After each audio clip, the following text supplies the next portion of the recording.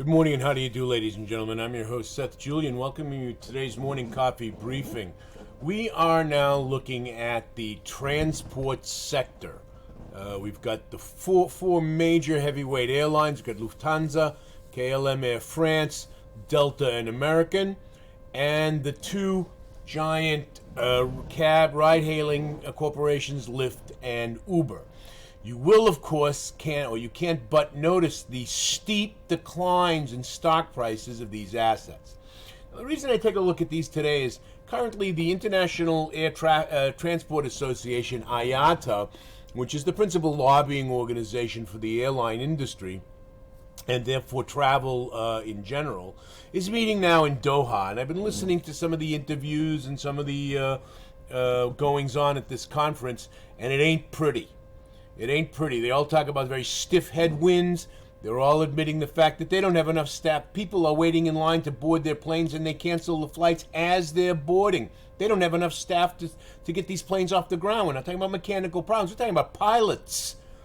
So they're in serious trouble, and there's three principal reasons for that. First of all is the pandemic. The epidemic of coronavirus has swept through the industry as much of hospitality and travel in general. Traditionally a low-paying industry, and a lot of people have left. Secondly, fuel costs. Fuel has risen significantly, and that's the single biggest variable cost in the air transport industry is fuel, so that's very high. And thirdly is interest rates rising.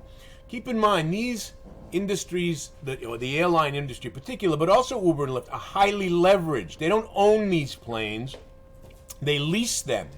And as a result, under a leasing contract, is the interest portion of the lease payment.